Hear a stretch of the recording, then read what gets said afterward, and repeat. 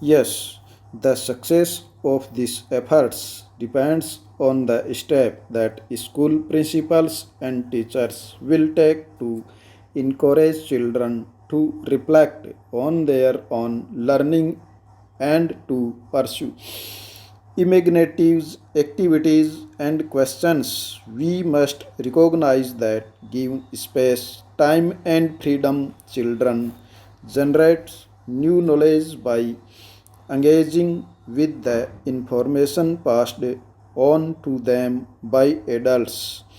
Treating the prescribed textbook as the sole basis of examination is one of the key reasons why other resources and sites of learning are ignored in calculating creativity and inactivities impossible if we perceive and treat children as participants in learning, not as receivers of a fixed body of knowledge. Next, the National Curriculum Framework 2005 recommends that children's life at school must be linked to their life outside the school.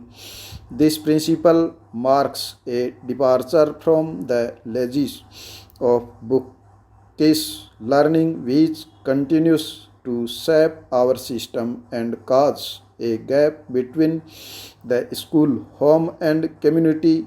The syllabus and textbooks developed on the basis of NCF signify an attempt to implement this basic idea. They also attempted to discourage rote learning and the maintenance of sharp boundaries between different subject areas.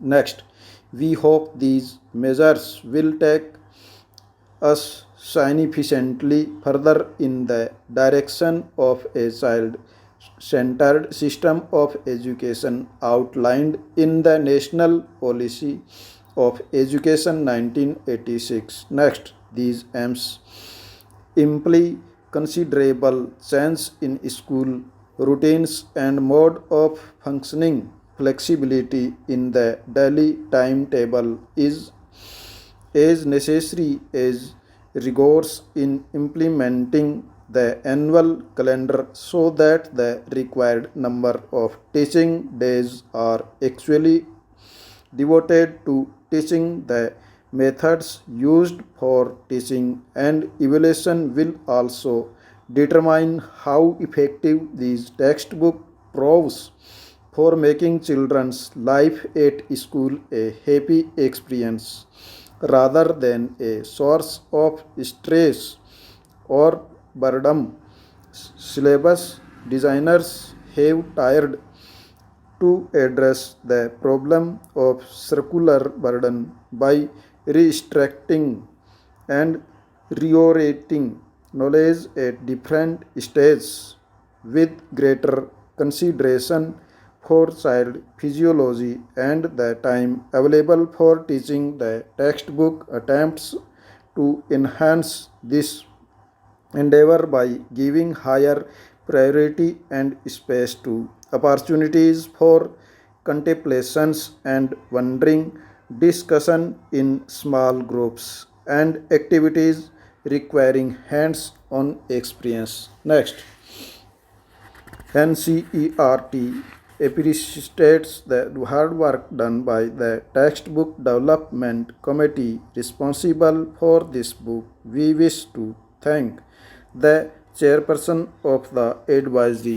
committee for available for teaching the textbook attempts to enhance this endeavor by giving higher priority and space to opportunities for contemplation and wondering, discussion in small groups, and activities requiring hands on experience. Next, NCERT appreciates the hard work done by the textbook development committee responsible for this book. We wish to thank the Chairperson of the Advisory Group on Social Science, Professor Hari, and Chief Advisor for this book, Professor Nildhari, for guiding the work of the committee. Several teachers contributed to the development of this textbook. We are grateful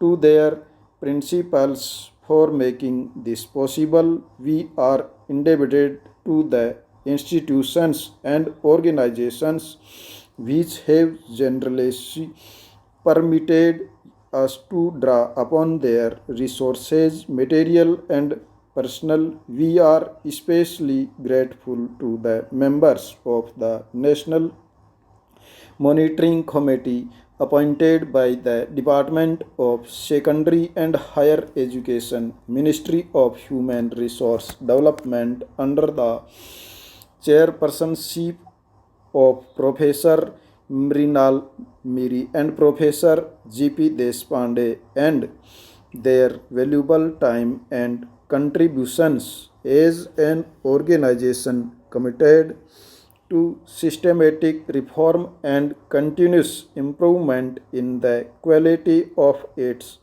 products. NCERT welcomes comments and suggestions which will enable us to undertake further revision and refinement. Stop.